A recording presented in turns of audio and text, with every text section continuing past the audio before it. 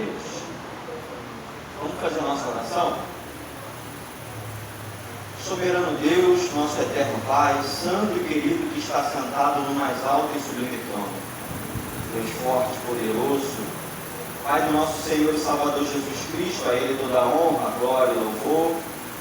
Senhor, em comunhão com o Teu Santo Espírito, Pai, e o Senhor Espírito Santo que habita em nós, queremos agradecer, Senhor, por essa oportunidade, por esse momento de estarmos aqui, Senhor, aprendendo mais de Ti,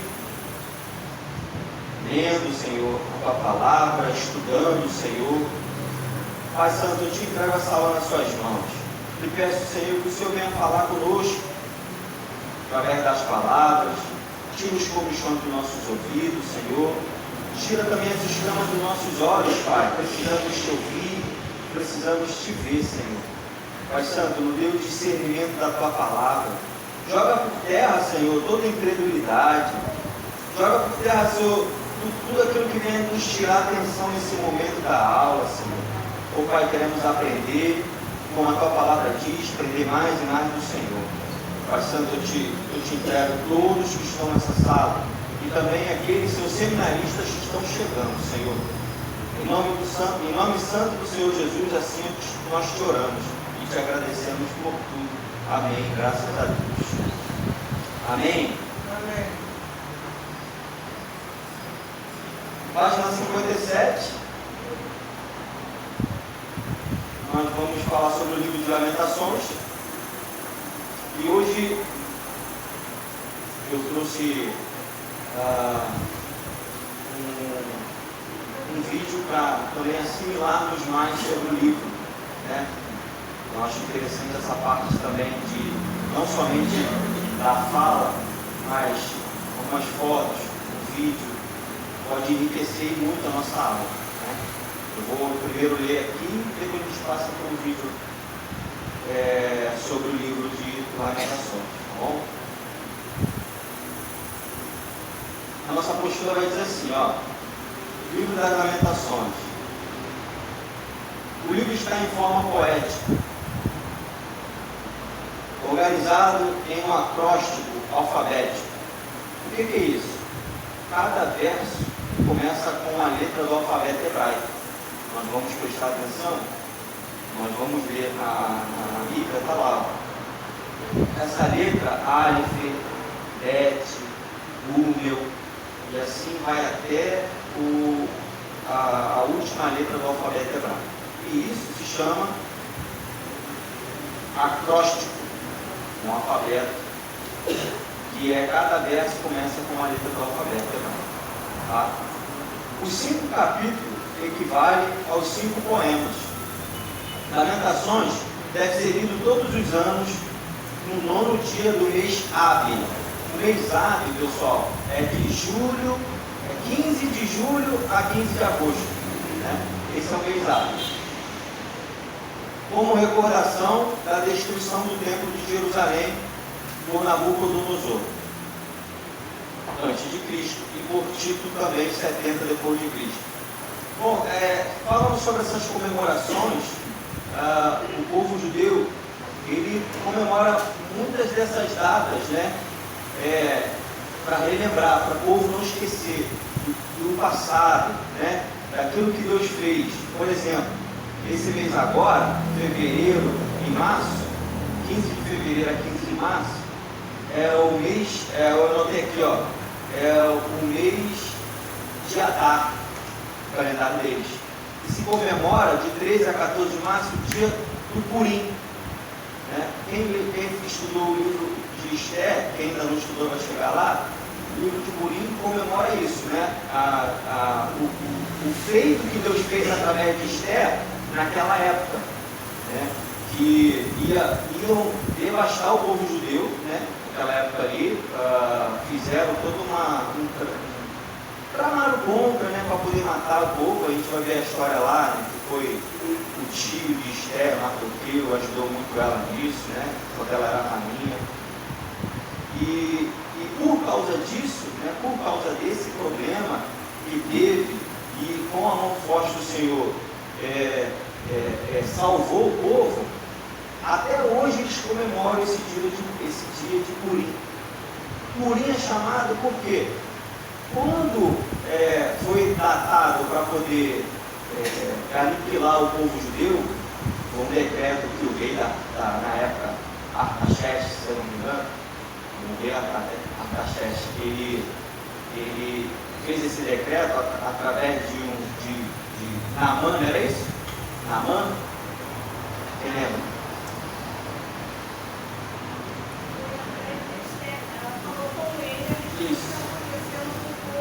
Isso, então.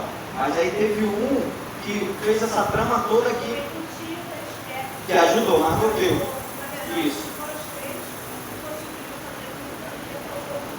Isso aí.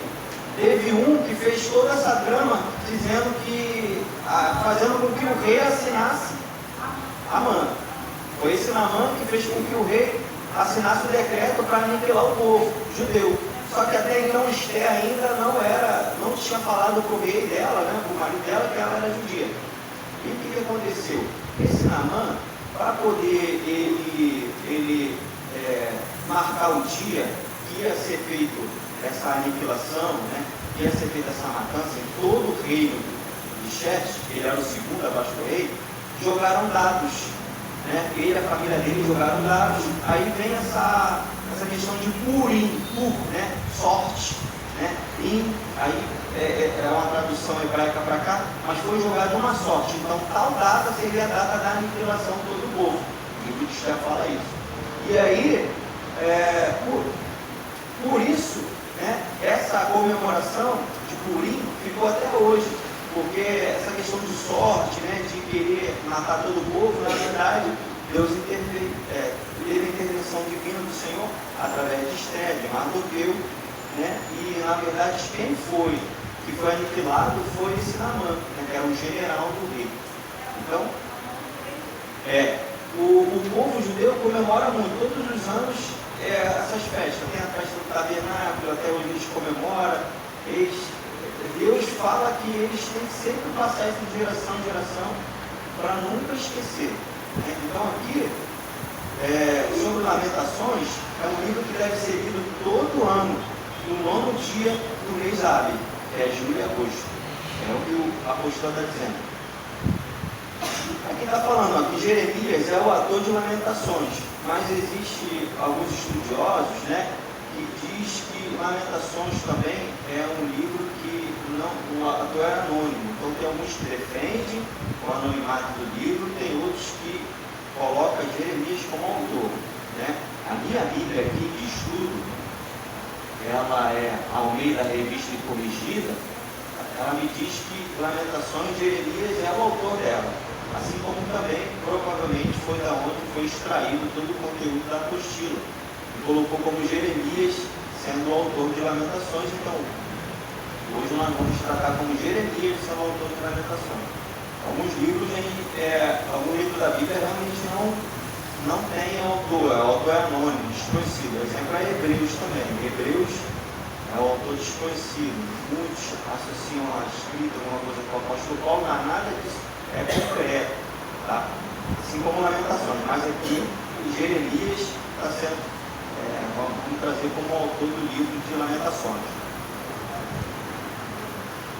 Este livro, uma vez, foi parte do livro de Jeremias. Em um tempo se achou-se, o nome era o segundo livro de Jeremias. Segundo a tradição judia, os tradutores da Septuaginta, quem lembra do que é Septuaginta? Ela foi a tradução de todo o texto da Bíblia, de hebraico para o grego. Foi quando teve essa tradução. Eu anotei aqui, foi no século 3 a.C., lá em Alexandria. Tá bom? Então, assim, teve uma tradução, essa tradução, Septuaginta, do original hebraico para o grego, se deu esse nome, Septuaginta. Tá? Então aqui ele está colocando, segundo a tradição judia, e os tradutores da Septuaginta, ou seja, tirando o texto original do hebraico e trazendo para o grego, o livro de Lamentações foi escrito pelo profeta depois da destruição final de Jerusalém, a qual foi levada a cabo por Nabucodonosor. Isto significa que o livro foi escrito há cerca do ano 588 a.C. Veja bem, essa tradução do hebraico para o grego, e teve uma que foi, anotei aqui também, a Vulgata, no século IV depois de Cristo. A Vulgata, qual foi essa tradução? Foi tirando do grego e colocando no latim, né? Até pelo São Jerônimo, um dos pais da igreja lá de trás, era bispo da igreja também. Então, assim, nem todos tinham acesso à Bíblia. E também a tradução era difícil. Primeiro foi do hebraico para o grego, que naquela época a língua mais famosa, que predominava no mundo era o grego. E depois, no século IV, depois de Cristo, fez essa tradução do grego para o latim. A nossa língua ela é oriunda do latim também, né, o português.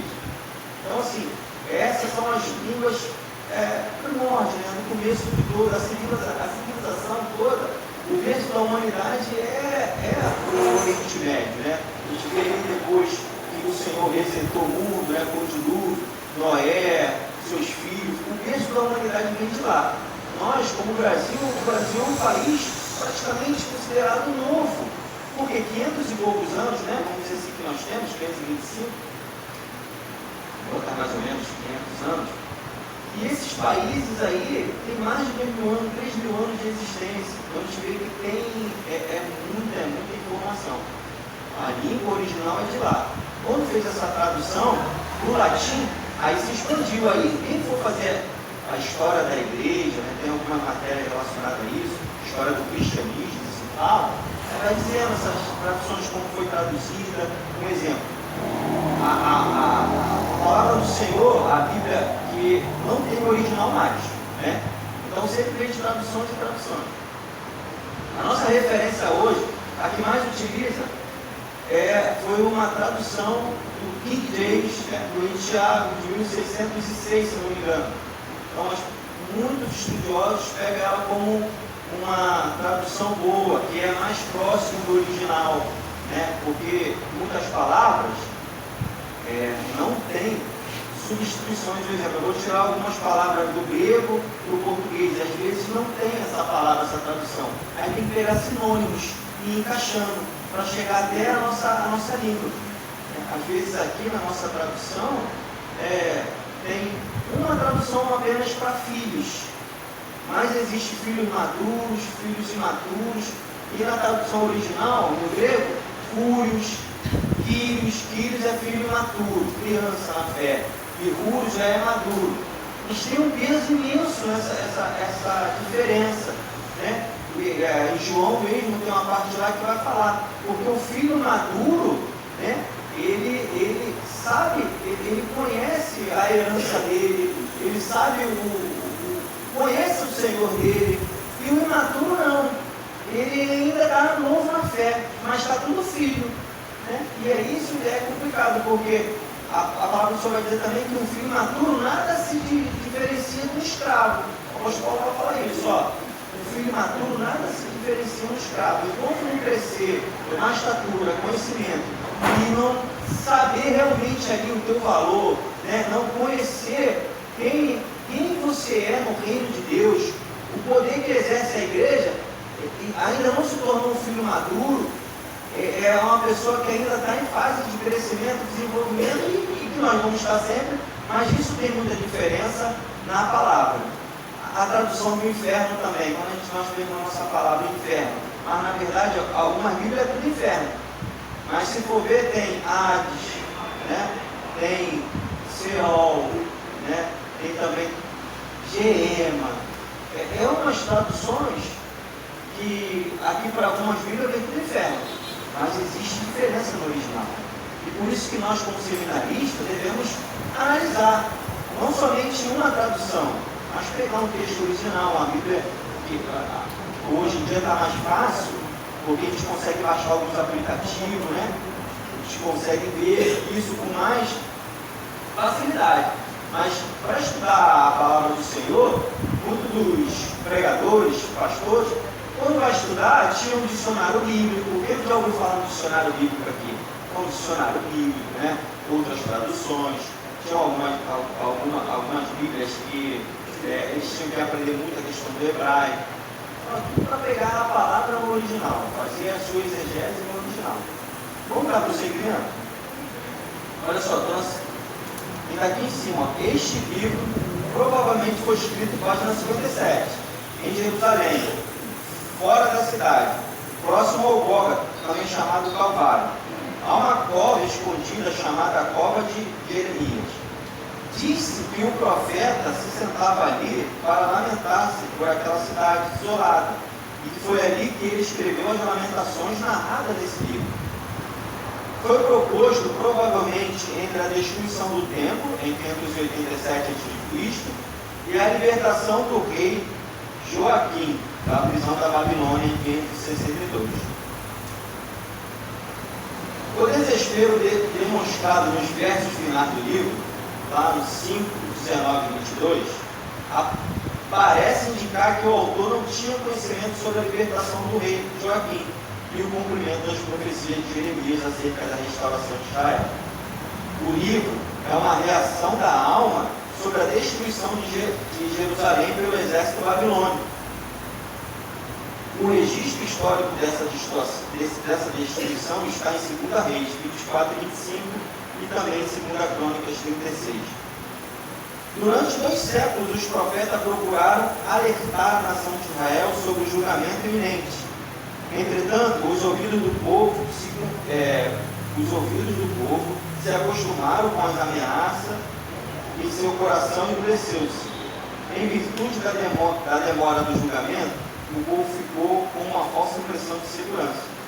Isso daqui acontece muito, né? A gente passa por isso, nessa demora do cumprimento, as pessoas acham que o Senhor Jesus não vai voltar. E eu escuto isso desde da época do meu avô.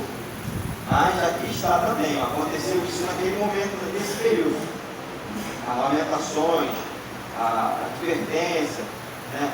O chamado do profeta, o povo acabou se endurecendo o coração dele, achando que não ia cumprir o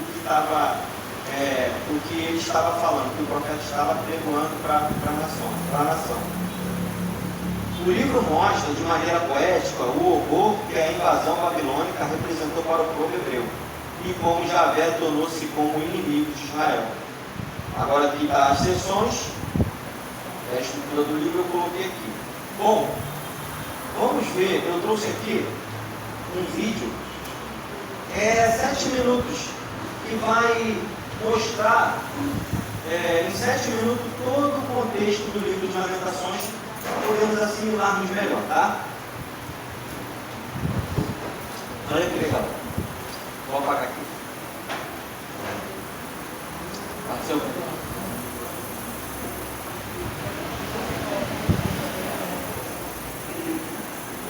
Ih, rapaz, agora, hein?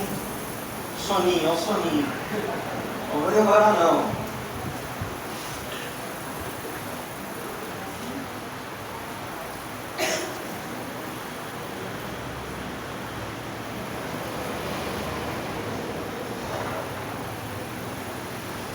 O livro de Lamentações é um livro único do Antigo Testamento, que contém 5 poemas de um autor anônimo que sobreviveu e agora reflete sobre o cerco babilônico de Jerusalém e a destruição e o exílio que se seguiram. Lembre-se da história completa no livro de 2 Reis. A queda de Jerusalém e o exílio foi a catástrofe mais horrenda da história de Israel até esse ponto. Então, lembre-se, Deus havia prometido a terra a Abraão. Ele tinha dado a vitória a Davi para tornar Jerusalém a capital de Israel. E de Davi veio a linhagem real dos reis. Você tinha a presença de Deus ali no templo, onde os sacerdotes mantinham os rituais da adoração de Israel.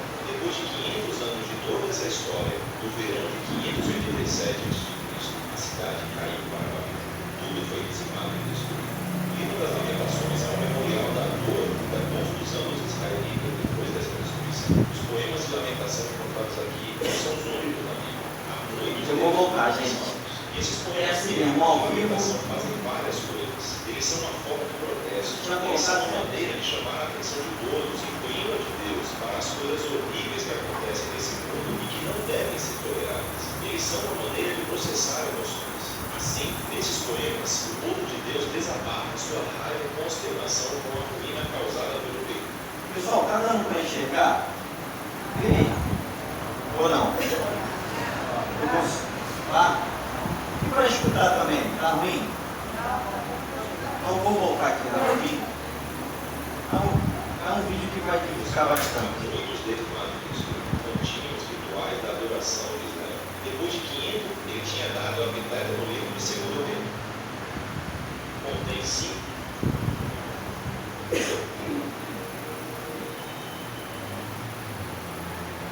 O livro de Lamentações é um livro único no Antigo Testamento que contém 5 poemas de um autor anônimo que sobreviveu e agora reflete sobre o cerco babilônico de Jerusalém e a destruição e o exílio que se seguiu. Lembre-se da história completa no livro de 2 Reis. A queda de Jerusalém e o exílio foi a catástrofe mais horrenda na história de Israel até esse ponto.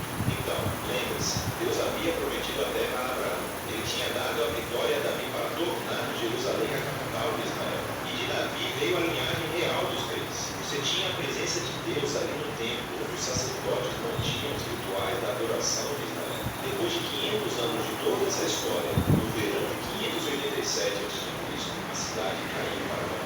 Tudo foi dizimado e destruído. O livro das Lamentações é um memorial da dor e da confusão dos israelitas depois dessa destruição. Os poemas de lamentação encontrados aqui não são os únicos da Bíblia. Há muitos deles no livro dos Salmos. E esses poemas bíblicos de lamentação fazem várias coisas. Eles são uma forma de protesto. Eles são uma maneira de chamar a atenção de todos, incluindo a de Deus, para as coisas horríveis que acontecem nesse mundo e que não devem ser toleradas. Eles são uma maneira de processar emoções.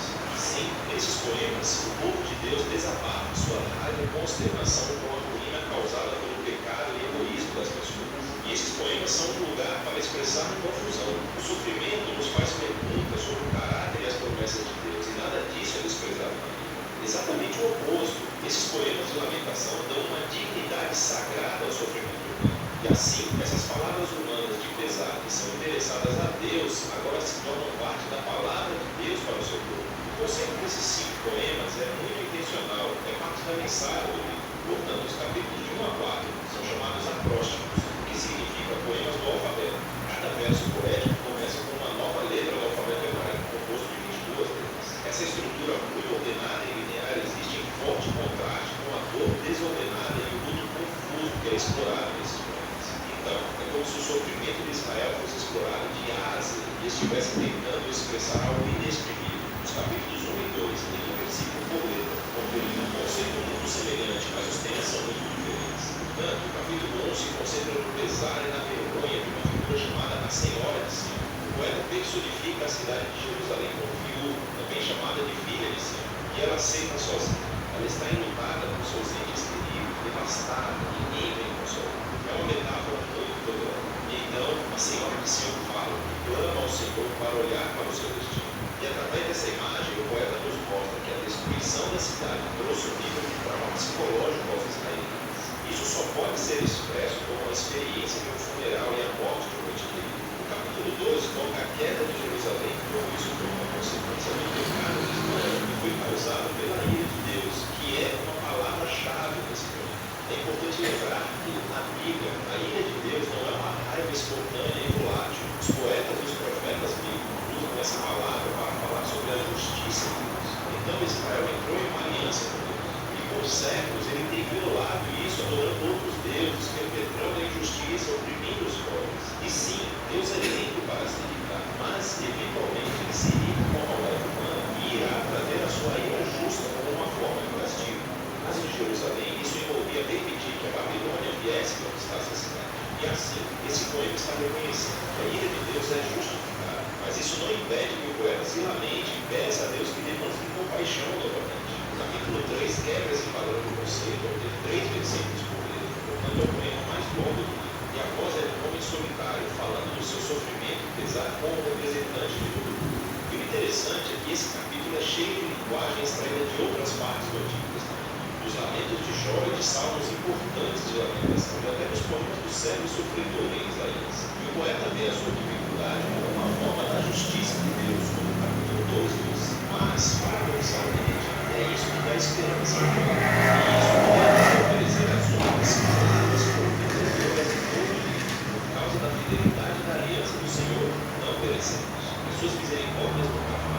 são novas a cada manhã. Quão grande é a sua fidelidade, Deus. Por isso digo a mim mesmo, o Senhor é a minha herança, por isso colocarei a minha esperança nele. Assim, o poeta raciocina, se Deus é consistente o suficiente para fazer sua justiça ao mal humano, então ele também será coerente com a sua promessa da aliança de não permitir que o mal tenha a palavra final. E assim, para esse poeta, o juízo de Deus é o berço da esperança para o futuro. O capítulo 4 remonta a mesma estrutura alfabética dos capítulos 1 e 2 e é uma representação vívida e perturbadora do ciclo de 2 anos em Jerusalém. E isso contrasta como as coisas costumavam ser em Jerusalém de passado e como elas se tornaram terríveis no ciclo.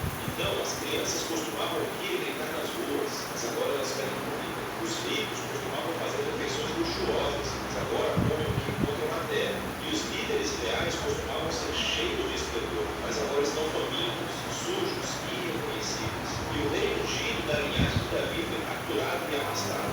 Assim, o poder do homem choca nesses contrastes e explora a profundidade do sofrimento que Israel trouxe consigo. O poema final é único porque quebra o padrão do conceito. É do mesmo tamanho que todos os outros poemas do alfabeto, mas a ordem do alfabeto desapareceu. É como se o poeta não aguentasse mais e a sua dor explodisse em caos. O poema é uma oração comunitária pela misericórdia de Deus. Israel implora a Deus para não ignorar seu sofrimento ao abandonar. O poema oferece uma longa lista de todos os diferentes tipos de pessoas que foram devastadas pela queda.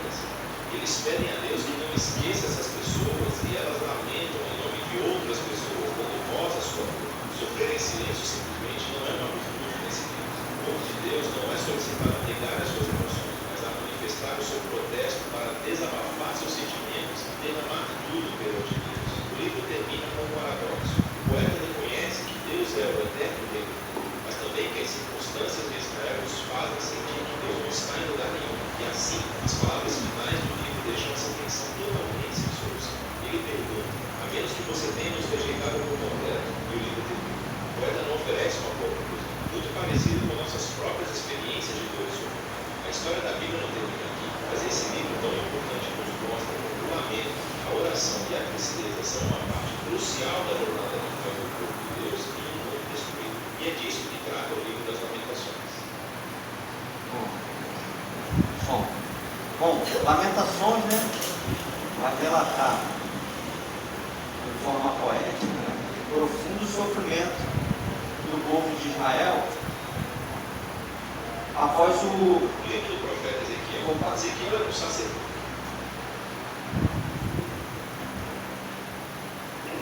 Após o Império Babilônico, ter tomado, né?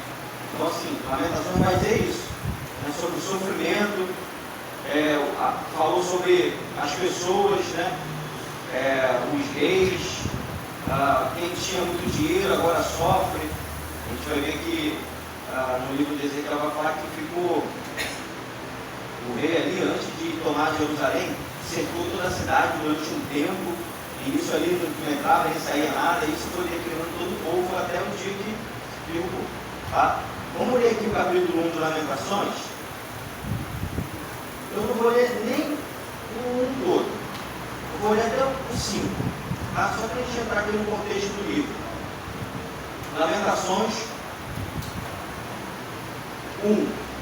A humilhação de Jerusalém e os pecados e a aflição do povo. Aí ele começa assim, ó.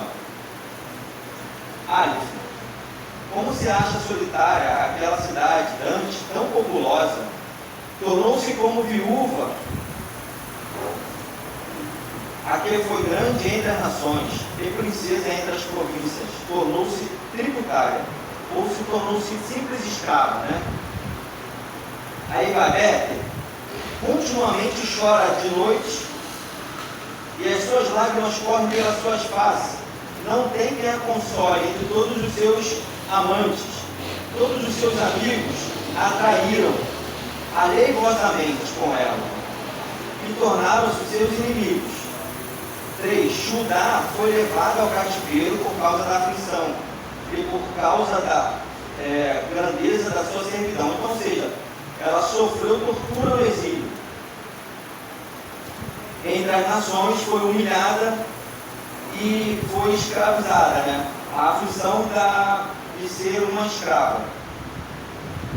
E os seus perseguidores a surpreenderam nas suas angústias. Ou seja, em meio ao desespero, ela foi surpreendida. Está falando aqui da cidade de Jerusalém. 4. Os caminhos de Sião brandearam, porque não há quem venha à reunião solene. Todas as suas portas estão desoladas, e seus sacerdotes suspiram. As suas virgens estão tristes e ela mesma amargurada. Os seus adversários dominaram, e os seus inimigos prosperaram, porque o Senhor a entristeceu por causa da multidão das suas prevaricações. Os seus filhinhos vão em cativeiro na frente do adversário. Então veja bem, o que está acontecendo aqui? Um momento difícil que o povo está passando. Um momento que depois eu vou trazer uma foto aqui para a gente dar uma olhada. Um momento em que caiu a cidade, né? Ainda vou me adaptar com isso. Jerusalém foi destruída pelos babilônios. O povo foi levado ao exílio, o templo foi destruído e a cidade ficou em ruína. Agora uma reflexão aqui que eu trouxe para nós. Qual foi um dos momentos mais difíceis que nós passamos, que nós enfrentamos na nossa vida? E como nós lidamos nesse momento? Como é que naquele momento eu lidei com essa situação de sofrimento? Né? A gente vai ver aqui que Lamentações vai nos ensinar algumas estratégias para quando formos passar por esse problema.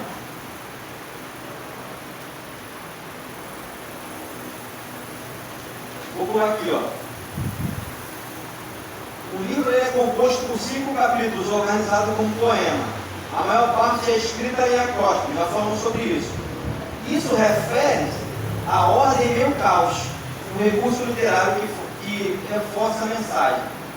Olha só, a gente vai perceber aqui que Jeremias, em meio a esse caos todo, ele está organizando todo a Lamentações, todo o livro, em letras, né? Ele começa A, ele fala, B, ele está falando. Isso está refletindo numa organização de meio caos. Independente das coisas que estão acontecendo no exterior, o que ele está mostrando para a gente? Olha, eu vou deixar um registro organizado. Então, o que ele está querendo passar? Que em meio à turbulência que está vivendo, nós temos que ter a tranquilidade, a paz interior que só o Senhor nos dá. Né? A paz vos deixo, não a paz que o mundo vos dá, mas eu deixo a minha paz. Né? Então o Senhor vai nos dar essa paz que o crente, o cristão, ele precisa ter nesse momento. Ó, veja bem, ele está nos ensinando ali, ó, que organizando os pensamentos, ele está colocando tudo em pauta. Né? Ó, peraí, eu vou falar, eu vou lamentar, mas eu vou lamentar dessa forma, ó. Assim, assim, assim. E ele está ali mostrando todo o sofrimento. Eu lembro do capítulo de Daniel, capítulo 7. Vai dizer que Daniel, quando ele tem as visões dele, 7:1, vamos colocar lá, que eu vou trazer melhor para a gente entender. Ó. Daniel, livro de Daniel 7:1. Olha só, olha essa estratégia que Daniel vai nos dar. A visão dos 4 animais. Quem está lá? No primeiro ano de Belsazar, rei da Babilônia, teve Daniel na sua cama um sonho e visão. Quem está acompanhando? Ó. E ele falou assim, ó, e visão da sua cabeça. Olha agora o que ele vai dizer, ó. Ele escreveu logo o sonho, capítulo 7, 1. Olha o que ele vai falar. E quando ele teve a visão, ele escreveu logo o sonho e relatou a suma das coisas. Olha, isso daí é importante. Daniel teve uma visão, Deus mostrou a ele, mas ele pega essa visão para não esquecer, porque nós somos seres humanos. O que ele faz? Ele anota essa visão. E veja que Daniel, assim como também Ezequiel, que nós vamos entrar, constantemente tem visões. Tanto Daniel como dormindo, ou acordando, ou também no dia. Mas veja que ele se preocupou em organizar. Vou colocar aqui para organizar o que depois eu vou perguntar ao Senhor. Então, quantos daqui ainda acredita que eu sou um desses que o Senhor fala conosco através de sonhos? O Senhor não fala conosco através de sonhos?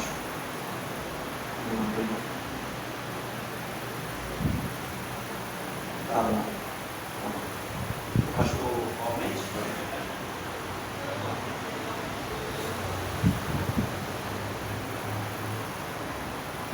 Agora o pastor vai encerrar a aula, então a gente vai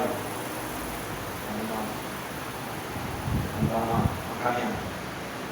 Então, meus irmãos, o que eu quero trazer aqui? Assim como essa organização de Lamentações, que ele vai escrever tudo, Daniel também está nos dando uma estratégia de que, muitas das vezes, o Senhor fala comigo, eu acordo até com um sonho, com a visão, que Deus me deu. Cara, esse sonho é profético. Mas se eu não anotar, se eu não seguir o exemplo do que o profeta está me dando aqui na palavra de Deus, ele anotou aqui, ó. Tive um sonho e visões da minha cabeça. Escrevi logo, não está aí assim? Ele escreveu. Por quê? Porque depois ele vai desmiuçar isso tudo com Deus. Ele vai começar, Senhor, esse é um relacionamento, essa é uma diferença. Que às vezes a gente esquece. Vamos ter que trabalhar, vamos ter que sair, vamos ter que ter nosso dia. Agora, olha a estratégia dele, ó. Vou escrever. Escrever o sonho. E depois meditar, ver o que o Senhor quer falar. E começar a buscar. E diz Daniel que começou a buscar. Por exemplo, se a gente for ver mais à frente, ele começa agora, por causa dessa visão, a entrar num propósito com o Senhor. Começa a orar e jejuar especificamente sobre aquilo que o Senhor quer comunicar com ele. Não pense que o profeta Daniel, ele automaticamente entendeu, tem sonhos que ele entendeu, tem visões que até o profeta entende numa hora, mas nem sempre é assim. Não, a gente não tem que achar que porque nós ainda, não sei quanto tempo os irmãos têm na fé, tenho certeza que uns têm muitos e alguns têm poucos, mas não tem que achar que só quem tem muito tempo na fé, no cristianismo, só quem tem muito tempo como cristão, que tem essa habilidade de já interpretar, já ver, né, já escutar o Espírito Santo falar. Não, é todo um desenvolvimento, é toda uma estratégia. Né? Eu lembro que quando ainda não escutava bem, não diferenciava a voz do Espírito Santo na minha cabeça, o que eu fazia? Eu tinha que primeiro entender, vem cá, é o meu pensamento, é o Senhor falando comigo, ou é o inimigo jogando seta? Mas como eu vou distinguir isso? A voz que vem na minha mente tem que estar de acordo com o quê? A palavra do Senhor. Não pode estar de acordo. E grande parte, quando é o meu pensamento mesmo, não está de acordo com a palavra de Deus. Porque é assim, né? Nós somos assim. Agora não. Quando é a palavra do Senhor, o Senhor vai confirmar na passagem bíblica. Aí o Senhor vai falando. Davi vai falar assim no Salmo 5. Senhor, de manhã eu orarei a Ti. Salmo 5. Te entregarei as minhas orações. E vigiarei. Não é que vigiarei. O rei vai sentar numa cadeira de balanço, vai ficar vigiando. Ele entregou a oração ao Senhor. Agora ele vai passar o dia todo em comunhão, aguardando o que o Senhor vai falar. Vai falar através de quê? Do profeta, da palavra, do louvor. O Senhor fala conosco através até mesmo, né, da natureza. Quem já teve algumas experiências dessa, do Senhor falar através de coisas que vocês estão vendo na hora. Quem pode ajudar aqui? Quem pode compartilhar? Alguém já teve alguma dessas experiências do Senhor se comunicando, andando na rua, de repente uma coisa, o Senhor... Quem lembra disso? Quer compartilhar? Foi até há pouco tempo, eu estava fazendo com a minha mãe, no mercado com a bicicleta, só vi uma voz falando para. Quando eu parei, passou, foi uma van, aqui perto do Parque São Paulo, um pouco mais na frente ali, bateu na outra van. Se tivesse passado, a van tinha me pego cheio. Foi quando eu consegui ouvir aquele pare, eu falei, se eu não parar, já era. Então foi, ou eu paro. E quando a gente conhece a voz do Espírito Santo, aí ele fala grandamente com a gente já consegue diferenciar, distinguir a voz, né? O Espírito Santo é baqueado. Então ele já consegue ter esse autocontrole, segmento. Amém. Esse discernimento só vamos adquirir como? Comunhão, intimidade, conhecendo a palavra do Senhor. Não, obrigado. Conhecendo a palavra do Senhor. O inimigo pode jogar seta? Bom, tem uma passagem bíblica que está em Crônicas, se não me engano, que Davi ele recebe uma seta de Satanás para ele contar todo o povo de Israel. Quem lembra dessa passagem? Quem lembra? Não? Lembra? Satanás citou Davi a contar o povo. Isso cheirou mal à narina do Senhor. Está em Crônicas 22, se não me engano, ou Reis, a gente pode pesquisar. Mas tu vê que Davi não conseguiu distinguir a voz e incitou. E aí o que aconteceu? Ele contou. Cheirou ruim a narina do Senhor essa contagem. É como se Davi estivesse começando a ficar soberbo. Olha quantos eu tenho sobre o meu comando. E fez toda uma contagem no povo.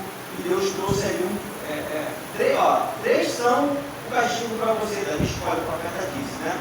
Falou, 3 dias na mão do Senhor, 3 meses na mão do inimigo ou 3 anos de fome. E aí Davi escolheu 3 dias na mão do Senhor. O anjo veio, e de uma vez só, 70.000 pessoas morreram em Israel com a peste. Então a gente tem que saber distinguir. Agora, pode falar, né? A experiência com o meu neto Samuel. Sim. Samuel estava com 6 anos. Foi diagnosticado de 3 nódulos no pescoço dele de câncer. Entrou no sistema do CIREG de câncer infantil.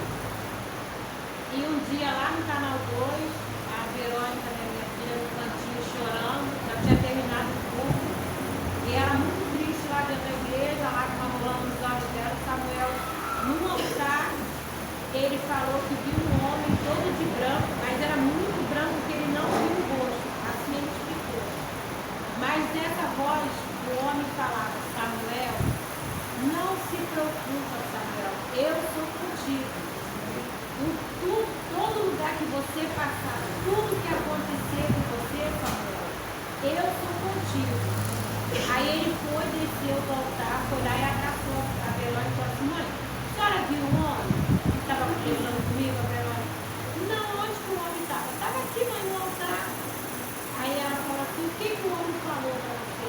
Falou, Samuel, eu sou contigo. Tudo que acontecer, tudo que você passar, não se preocupe, eu sou contigo. Amém. E foi feito todos os exames, eu levei ele para vários lugares para ajudar ela, né? Leandro também, tudo dando câncer. Aí no final o médico falou, eu não quero vó e não quero pai, eu quero a mãe. Ela chorou muito, ficou sem dormir, eu falei, vai minha filha, você é uma terra do Senhor, Deus está no controle, Deus já falou diretamente com Samuel, vai. Ela foi, aí o médico deu todo o diagnóstico do câncer mesmo, que é ser tratado de câncer. Leandro foi no hospital com ele, já com todo o laudo do câncer, lá no Curitiba. Chegou lá, o médico falou assim, pai, tudo que está aqui no sistema diz que o teu filho tem câncer, mas esse último exame seu filho não tem nada. Procura o nódulo aí do teu filho. Samuel não tomou uma S para falar que foi por causa do câncer. Samuel tem todo o laudo que ele não tem câncer. Tem o antes e o depois. Aí Deus falou, faça com Samuel com 6 anos. Deus fala. Com 6 anos. Eu creio, nós temos. Então, essa estratégia, vamos dar continuidade, essa estratégia, né, de como podemos organizar os pensamentos e sentimentos em tempos de crise. Né? Estou em crise. Qual é a medida que eu tenho que tomar para sair dessa crise? Né? O que está acontecendo em minha volta? Então, assim, a gente tem essa estratégia da oração do Senhor, não é verdade? Né? Quando a gente entrega na mão do Senhor. A lamentação, a gente vai ver que não somente o livro de lamentações tem, mas temos outros exemplos, tem salmos de lamentações. É um período que realmente é aquele período que nós estamos passando pela situação difícil. É um período que o povo está passando e que as pessoas como nós comum também passam. Só que a lamentação vem trazendo isso. Como que nós vamos sair dessa? Como que devemos, né? Inclusive com esse testemunho de que isso acontece, que o milagre do pessoa ainda está viva ainda, porque eu estava conversando uma vez com o pastor, né, José Garcia e com o presbítero Danilo. A gente vê muitas das vezes a manifestação do poder do Senhor na nossa vida, o milagre acontecendo na nossa vida, particular, mas na igreja é difícil mais a gente ver como era antigamente. Tem pessoas sendo, eu particularmente não vejo essa época, estou sendo sincero, mas assim, na igreja tinha muitos relatos de pessoas sendo curadas, de levantando paralítico da cadeira, mas tu vê que está na intimidade, na comunhão, Deus opera muito, e opera milagre todo santo dia na nossa vida, na vida do crente. Então, mesmo que no olhar macro a gente vê que o problema está acontecendo, a esperança,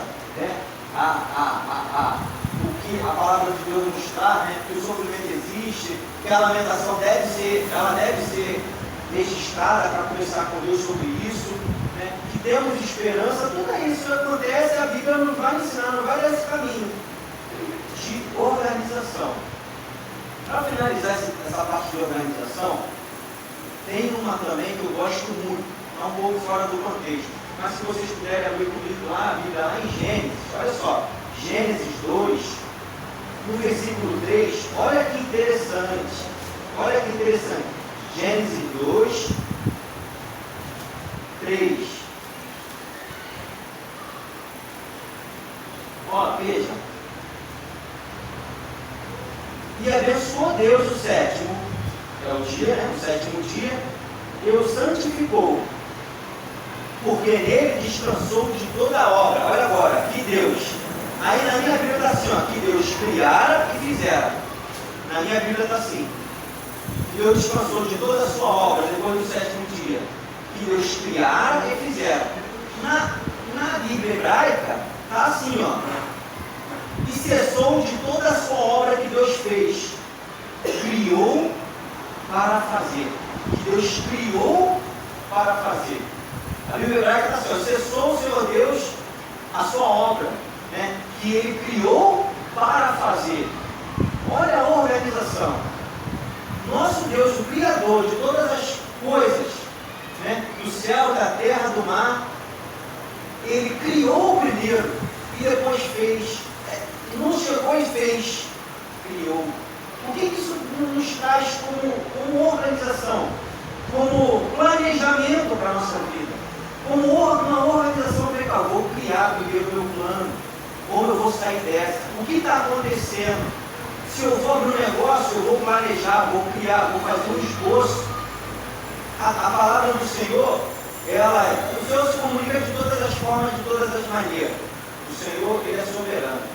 Mas se tem uma forma que Deus se comunica universalmente e a mais eficaz, é a palavra do Senhor, que foi escrita, que foi, pela força do Senhor, do Espírito Santo, sobreviveu a Bíblia, ela, mesmo com todas as perseguições, muitas nações querendo tirar ela de jogada, queimando, mas está aqui, mas foi escrita, relatada, para que quando eu e você, quando nós estivéssemos ali, fosse gerado em nós fé.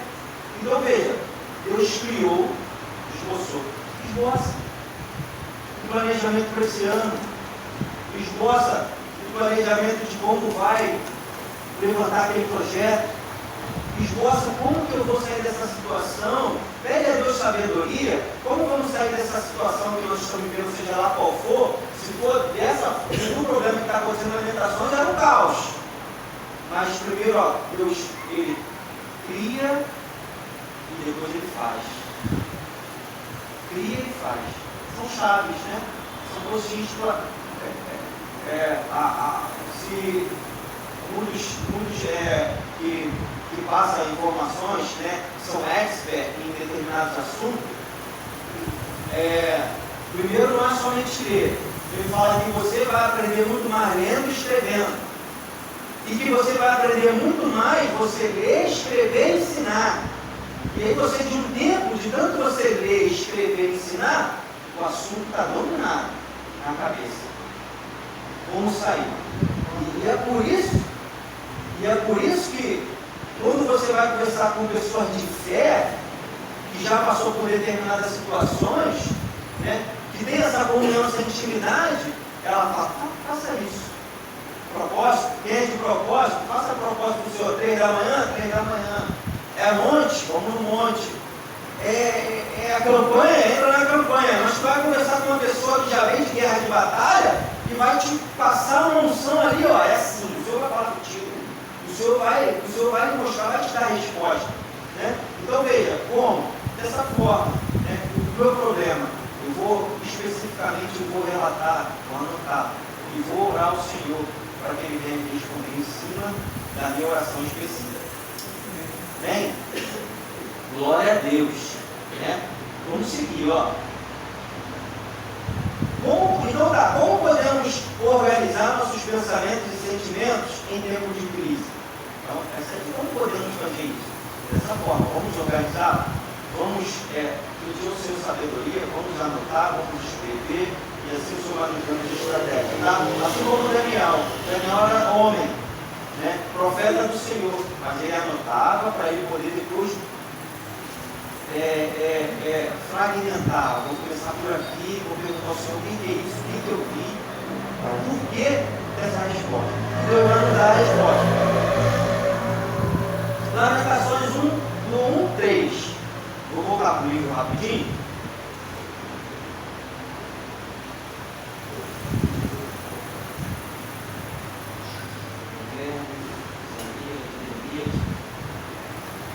Lamentações.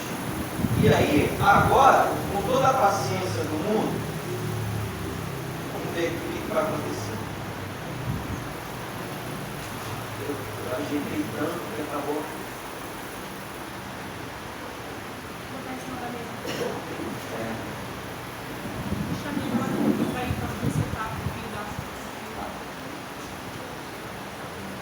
tem problema não. Vamos fazer agora.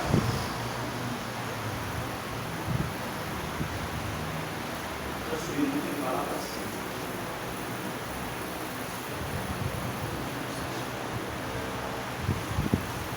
Pega a outra parte e coloca aí. Ali, ó.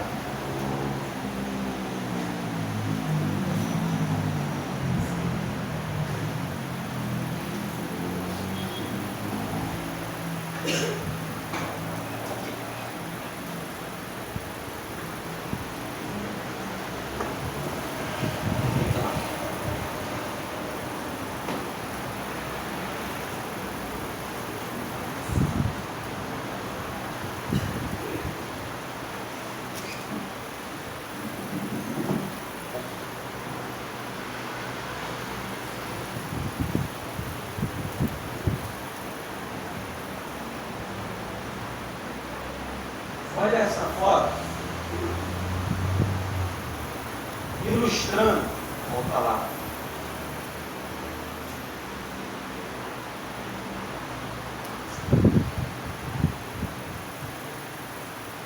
Se o Wi-Fi estivesse aqui, meu telefone não está.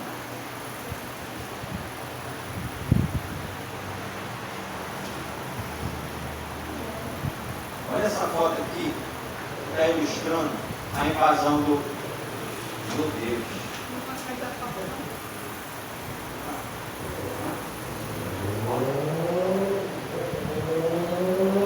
Pronto.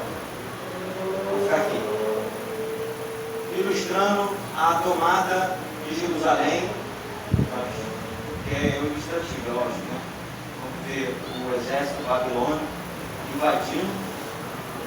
A figura de Nabucodonosor no cavalo, lá atrás no templo de Salomão pegando fogo, né, que ele construiu, o céu cinzento, algumas pessoas já ali no chão sendo já levadas como escravo, outras morrendo, sangue. Isso aqui foi uma barbárie, né, que aconteceu, e a gente precisa, olhando, a gente percebe assim que entendendo um pouquinho do que o livro está passando. Aqui,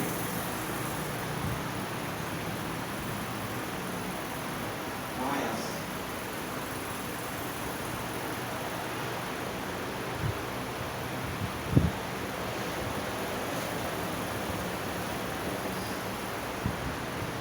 Ó, aqui, ó, o povo levado, os mortos pelo caminho.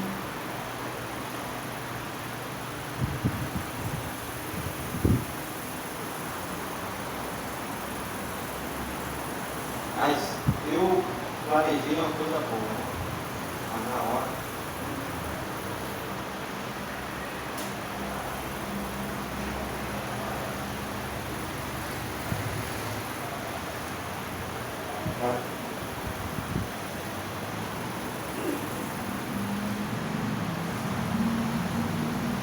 Pronto, vou tirar.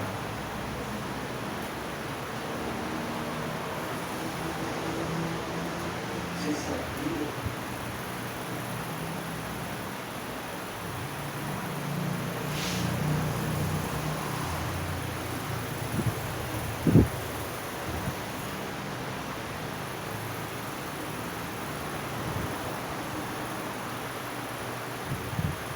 Isso vai ficar parado. A cidade lá atrás sendo destruída, né? Toda destruída já. Muita gente morta pelo caminho.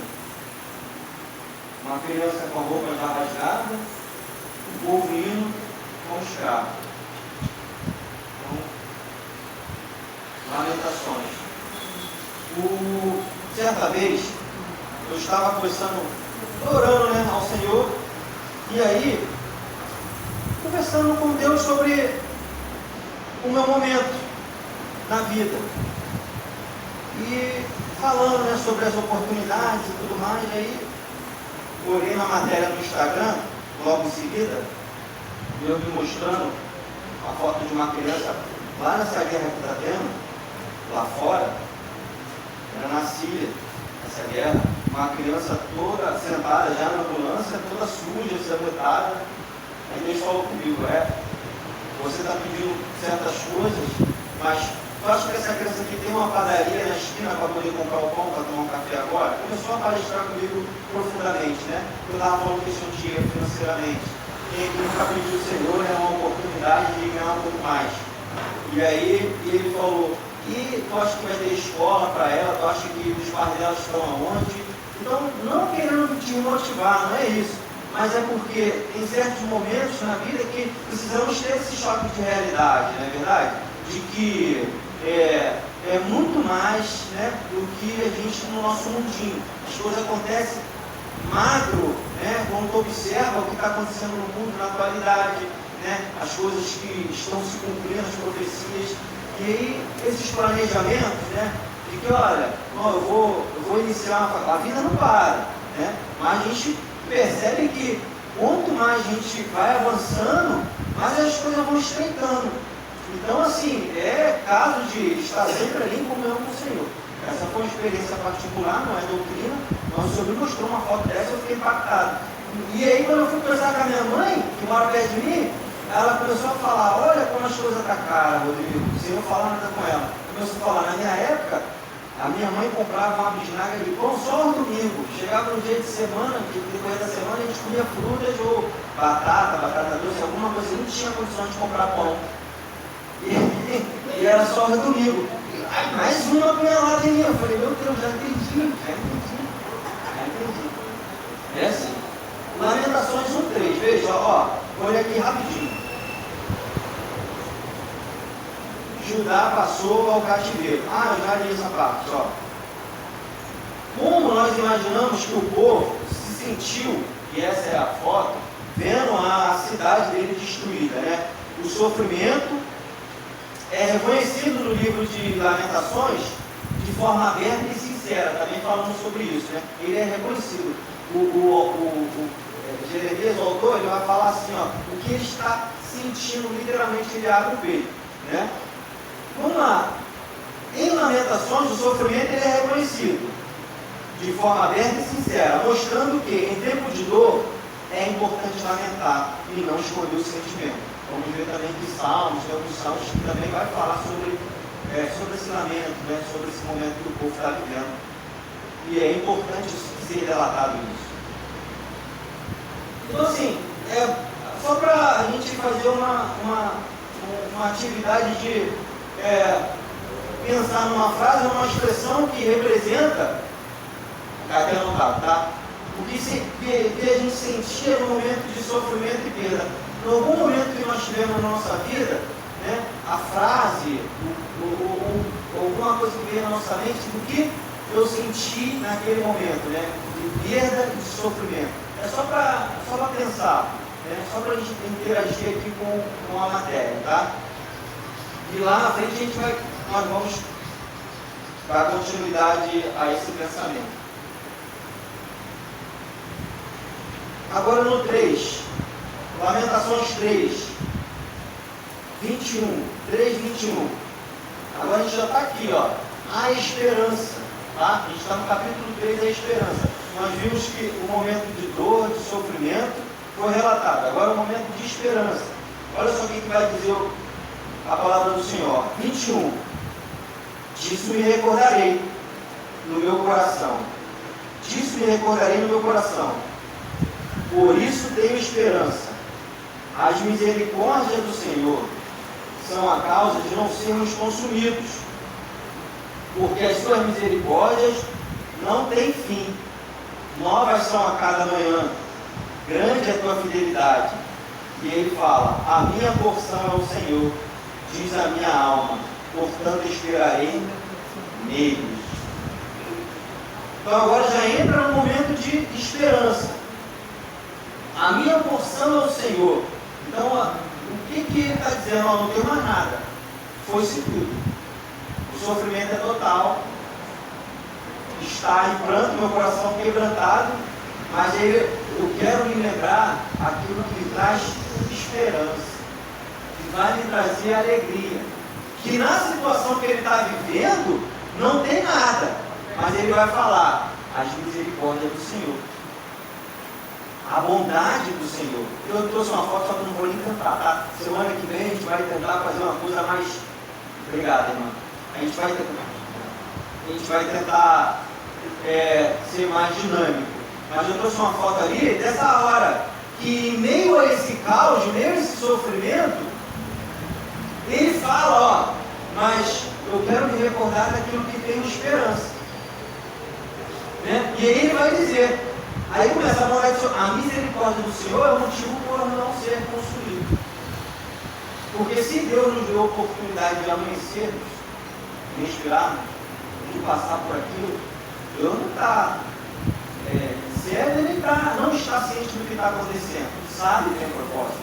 Tudo na vida do cristão tem um propósito. Então assim, o que ele está querendo nos ensinar aqui? Que como eu posso ter esperança em meio a esse problema, a esse caos? Como eu hoje posso trazer para mim, nós podemos trazer para a nossa vida, nos momentos de dificuldade que acabamos de pensar, como eu consigo trazer um refrigério para dentro da minha alma? E ele vai dizer: me lembro da misericórdia do Senhor, que elas são motivo de eu não consumir. A minha porção é o Senhor.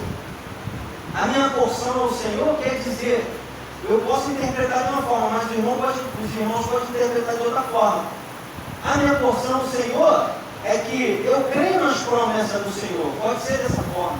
Que eu confio no que Deus me prometeu, através da palavra, através dos sonhos, do que Deus falou, eu e a minha casa, serviremos ao Senhor. A palavra do Senhor diz, Atos vai dizer, né? Atos 2 vai dizer, quando o apóstolo Pedro está ali pregando, ele vai falar, ó, a promessa da salvação é para vós, vossos filhos. Então, esse é o que Jeremias está dizendo ali. Ó, a minha porção é o Senhor. Eu sei que tudo vai ficar bem. Eu sei que independente do que está acontecendo, Deus está no controle da minha vida. Independente da situação que eu estou passando, eu preciso buscar a resposta de Deus.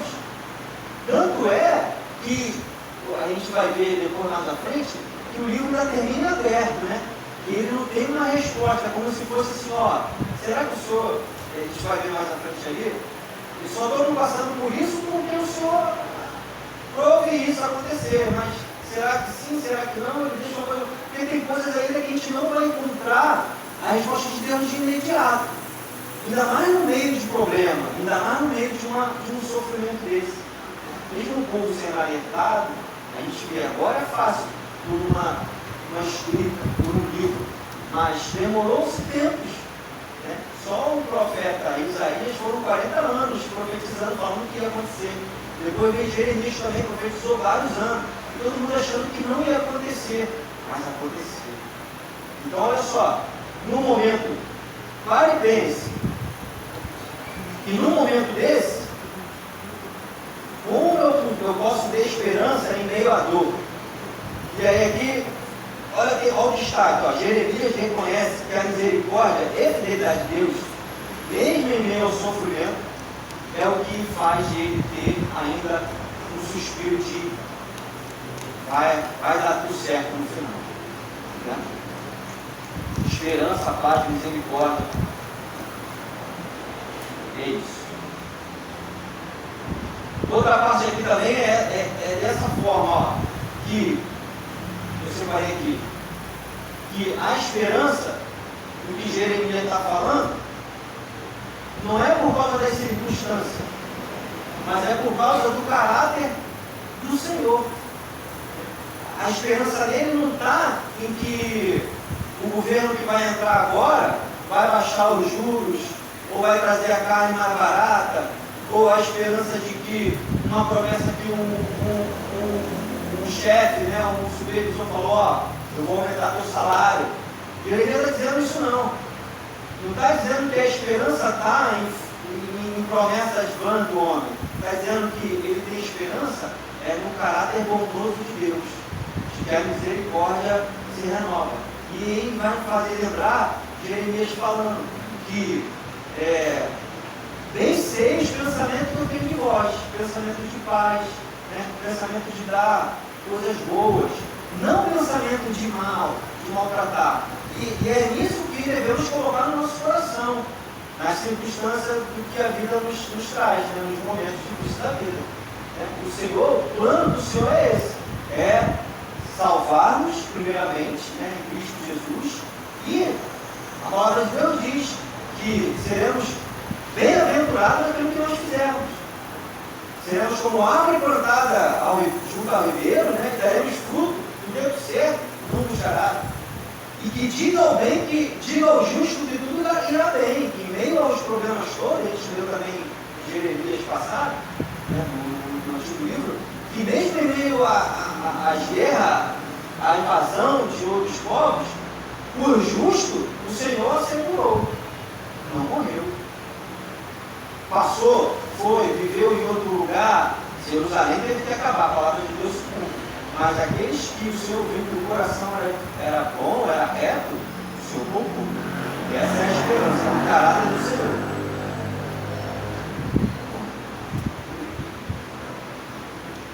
Vamos dar um prosseguimento aqui, ó.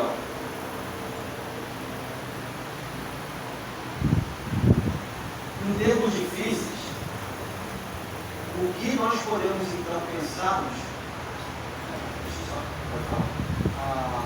Marcar presença. Obrigado. Pode pedir ela lá para mim, por gentileza? Deixa eu presente. Ou se botou uma folha, amor, por gentileza, pede uma folha lá, e a gente nota aqui.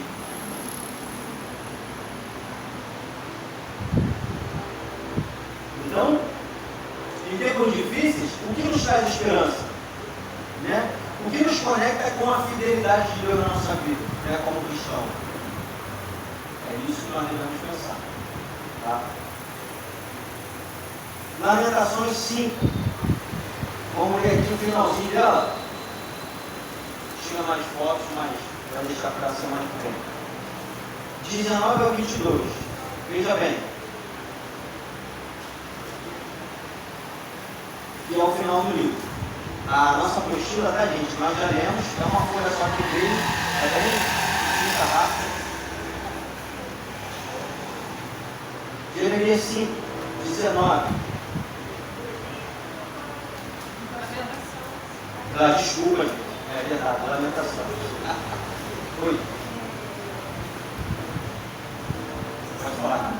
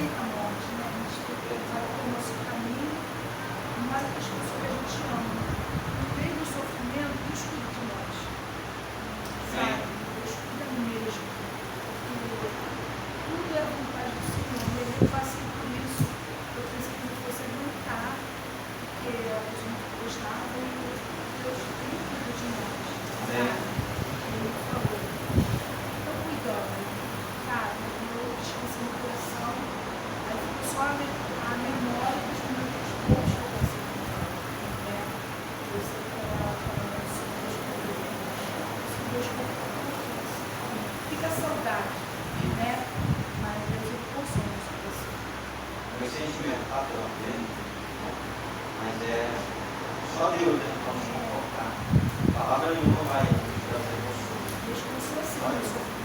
Deus consola sim. O nosso consolo, Senhor, quando a gente conversa com o Senhor, só Ele pode consolar. Os familiares, né, que estão perto, quando a gente orei por eles, a gente confortar o coração, mas toda vez que eu estava me chamando o coração, eu estou cuidando, sabe? Eu estou assim no coração, com paz. Sentimento. Deus não se for essa palavra no meu foi a gente Deus mesmo. Isso aqui, meu Deus, por Deus. Sempre tem esse momento. Sempre tem a gente vê que é repetido nos profetas. Vem arretando, vem o julgamento, mas vem o escape, vem aquela, mas se logo vai voltar tudo normal. Esse período, até o último momento, Deus está aqui e ainda trazer o povo de volta. Então sempre a gente vê repetindo. Deus envia o profeta vai lá, anuncia o que Deus está mandando anunciar, pede para o povo, né, se arrepender, o povo não se arrepende, mas mesmo assim Deus ainda tem misericórdia, acontece, mas tem um remanescente, as coisas vai assim, por amor do próprio Senhor, não pelo que o povo é, porque somos vários, mas Deus sempre tem escape, sempre tem corretor. É o tempo. O tempo, eu falo que cada verso da Bíblia, para a gente é apenas um verso, mas de um verso para o outro, pode ser que durou muito tempo. É porque os pontos, né, na Bíblia, a gente fala, ele é rápido, mas esse processo, esse tempo, né, de um versículo para o outro, pode ser que durou 10, 20, 30, 100 anos, dependendo do contexto. De Gênesis 1 para Gênesis 1, 2, pode ter durado anos, mas aqui para mim está resumido. Então, a gente vê que a gente conta aqui Lamentações rápido, mas quanto tempo durou isso? Essa invasão, esse sofrimento, e chegar num lugar que não tem comida, não tem bebida, não tem casa, não tem nada. Mas tu vê que à frente o Senhor restaura tudo de trás, conforme hoje, até hoje, o povo de Israel é monoteísta, só tem Deus. Eles nunca mais adoraram outro Deus depois do cativeiro babilônico. Nunca mais eles adoraram outro Deus de Estado, Deus de outra nação, não. É hoje só o Senhor. Foi necessário esse período que eles estão passando aqui para Deus arrancar toda a idolatria deles de outro Deus. Eu acho que tem outros pecados, outras coisas, mas a respeito de ser, como relata o profeta às vezes, uma mulher adúltera, né? Uma mulher que é como se fosse assim, ó, você está me traindo, Deus fala, está me traindo. Nem os povos, né, são pagãos, traz os deuses deles para vocês caírem, me traem. Então, tu vê que é necessário, passou por esses 70 anos, mas depois teve o retorno, né, a vida continuou e todo o propósito de Deus na vida do povo se cumpriu, assim como também na nossa vida. O momento da nossa vida é que a gente quer resolver na hora, mas tudo tem um processo, tudo tem um aprendizado. Eu levo assim, tudo tem um aprendizado como cristão, tudo tem um propósito. Deus nos ensina, nos leva, aqui eu estou falando, eu sei que os irmãos já entendem disso, mas veja, é como se fosse uma faculdade. Deus fala conosco um período sobre determinados assuntos. O serviço nos leva, nos traz na igreja, né? Vai nos enchendo com a sua sabedoria, vai falando, vai nos dando, até que chega o momento da prova. Deus coloca situações na nossa vida para vermos se nós vamos avançar como cristãos, se vamos amadurecer. Opa, será que eu posso pegar ele desse nível e jogar nesse nível? Será que vai suportar? Vamos ver, ou não. Ou eu vou ter que ainda repetir ele, mais um ciclo, mais um aprendizado, ainda está naquele momento ainda, né, de não obedecer, né, de negligenciar a ordem do Senhor. Enquanto nós, como servos do Senhor, não percebemos mais rápido enquanto nós estamos andando em círculo, mais nós vamos andar em círculo. Né? Mais Deus vai colocar aprovações, vai colocar pessoas que não vai ser como uma lixa, né, para polir. Quanto mais eu reclamar dessa vez, é isso. Quanto mais eu reclamar, falar mal, dizer, Deus não tira essa pessoa de perto de mim, porque até eu entender que não deve ser dessa forma, aí vai com cada um do que o Senhor está ensinando. Mas são ciclos, e esses momentos demorou 70 anos para o povo realmente sair, porque como entrar em Ezequiel, e Ezequiel já está no cativeiro. Então ele está falando para o povo que está no cativeiro já, que foi o primeiro antes de Jerusalém ser destruído totalmente. Ele está falando para o povo ali, sendo uma atalaia do povo que está já no cativeiro.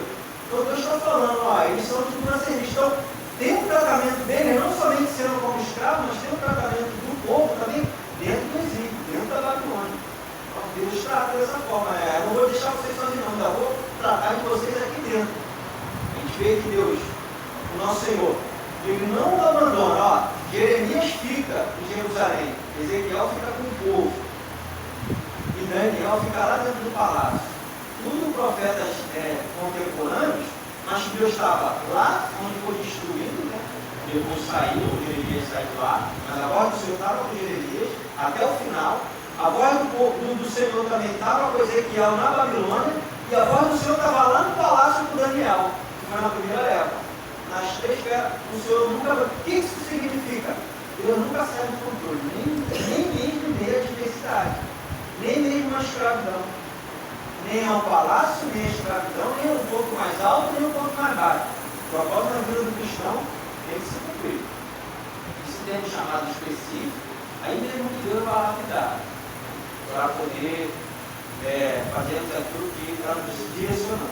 Só para finalizar aqui, para a gente entregar, beber um café, beber uma água, eu vou falar desse último tópico aqui de Lamentações, Lamentações 5, 19, para finalizar, tá?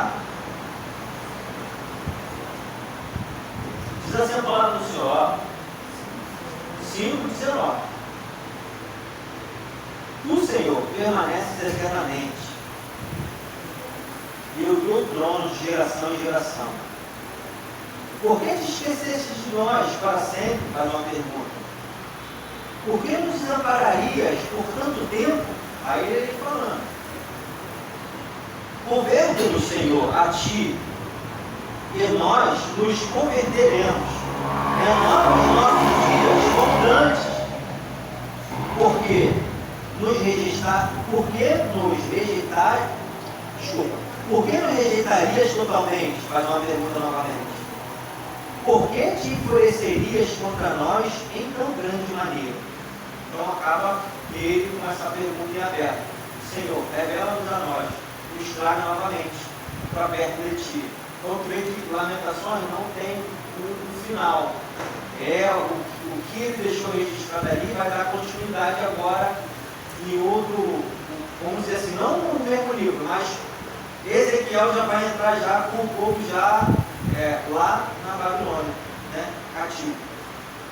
Olha o que eu trouxe para a gente aqui, Por que vocês acham que o livro termina de forma tão aberta, sem uma solução imediata? A gente fica assim. Aí veja, o livro reflete a realidade do sofrimento humano, e também que nem sempre temos a resposta imediata do Senhor na mesma hora. Ele está fazendo uma pergunta: por que o Senhor nos abandonaste? Porque se realmente nós cremos que foi Jeremias que escreveu, assim como está na apostila na nossa Bíblia, o Senhor teve a intimidade com Jeremias, chamou ele primeiro para falar do povo, mas tu vê que o sofrimento é tanto ali que ele se questiona e parece até que ele esquece do que Deus chamou ele para fazer. É como o Senhor, até quando? O Senhor vai nos rejeitar sim, mas deixa estar aqui Jeremias, por caminhar com o Senhor já tinha alertado o que ia acontecer. Porque aquele que anda com Deus, aquele que tem a intimidade com o Senhor, nunca pega de surpresa com o que está acontecendo. Eles falam isso, né? Que o cristão não pode se assustar com o que está acontecendo. A gente vai ficar página, a gente vai entender que é o cumprimento da escritura que está acontecendo no mundo. Mas Deus nos avisa. Se o Senhor, Ele é o dono, né, do dia de amanhã, só a Ele pertence, Ele revela a quem Ele quer. E Ele revela aos seus servos. E Ele fala, né? Não, se não fecha o negócio aqui, eu vou abrir uma porta para você. Nessas intimidades, Deus vai alertando, né? O obreiro Juan acabou de falar, parou, o que ia acontecer? Passou e viu que a banda ia atropelar. É o futuro, só ele pertence.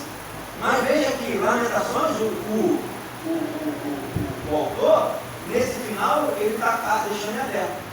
Por que, Senhor? Até quando? Vai nos rejeitar totalmente? É uma pergunta. Mas ele sabe que não. Mas parece que o negócio foi tão feio, as coisas foram tão avassaladoras, morreu tanta gente, né? Foi tanta gente exterminada, que ele termina dessa forma, mostrando que as coisas na nossa vida, nem sempre de imediato Deus vai nos revelar. Essa é a proposta. Nem sempre Deus vai ter um período, vai chegar o momento. Mas nem sempre é o momento que Deus vai falar o que é. Nós passamos por isso. Eu posso dar um exemplo aqui? Acho que vai acabar novamente. Aí, não vou parar. Quando nós casamos, eu e minha esposa, né, eu já estava morando fora da onde a gente estava, da nossa família. Aí pegamos um dinheiro para poder comprar uma casa lá. No momento lá estava tudo tranquilo, né? Na página do Kennedy, era a época de UPP. E aí falou, vamos voltar para casa, para nossa família, para perto do meu pai, da minha mãe, que é o pai e a mãe dela, para nossa família. Aí juntamos dinheiro e ia comprar a casa. Juntamos, o cara pediu 50% do valor do imóvel. Pegamos 50%, pegamos empréstimo, saímos de férias, a saúde de férias, juntamos 50% do valor. Na época, 40 mil reais, né? A casa de 80, que a gente nem valia, só estava comprando porque era na rua da casa da minha sogra. Isso há muito tempo, né? 10 anos atrás. E aí, chegou na hora, ele negou, falou, não vou vender mais. E eu já tenho feito um montão de coisa. Já fez dívida, né? Já arrumando a mala, já fizemos já fez a mudança toda. Foi um chororô, o meu sogro, né, ficou zangado, querendo lá brigar com o cara, que não foi eu que não vou se ver com o outro e tal. Mas a gente ficou tão desanimado, tão triste com aquilo, e aí decidimos sair e viajar, chamamos o dinheiro e saímos viajando. Mas enfim, olha aqui, vou já pular para hoje, né? Eu me arrependeria se fizesse isso, né? Porque hoje eu vejo que eu não consigo nem entrar direito onde eu nasci e fui criado. Barricadas, tráfego a todo momento, é uma bomba relógio que toda hora pode explodir, é uma coisa que para tu subir tem que acender farol, piscar, alerta, né? As crianças vivem ali atormentadas o dia todo de contenção, como se fosse a faixa ligada, e inserir o lugar. Então Deus, nem sem eu consultar o cenário, Deus já tem um plano na sua vida e falou, não, aí não é uma coisa que ninguém entendeu o que aquele cara fez. Ele simplesmente falou, não vou vender nada. Então tem coisa na nossa vida, meus irmãos, que acontece e a gente tem que, antes de saber o futuro que nós não sabemos, temos que perguntar ao nosso Senhor que pertence a Ele. O porquê, Senhor? Né? Antes de fazer os planos, né? Antes de, Senhor, do teu agrado, fala conosco, fala comigo, né? Porque o Senhor, Ele se revela ao seu. Tá? Essa foi uma experiência que eu tive. Para finalizar, finalizando já, tá? Então o livro termina assim aberto. Só para finalizar aqui, ó, o livro de Lamentações nos ensina a lidar com sofrimento e luto, reconhecendo e expressando a nossa dor, não negue o sofrimento, assim que ele nos mostra. Teve Lamentações, foi relatado o sofrimento. 2. Lembre-se das promessas do caráter de Deus, né? Então, nós lemos aqui, quero trazer a memória que traz esperança. 3. Confie em Deus, mesmo quando não entendemos o que está acontecendo, o que Ele está fazendo. Confie em Deus. O livro de Lamentações termina assim. Tá bom, meus irmãos? Vamos tomar um café? Tá?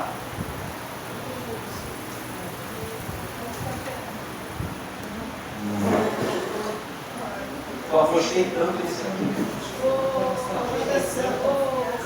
Professor, Oi. o senhor já vai ter mais um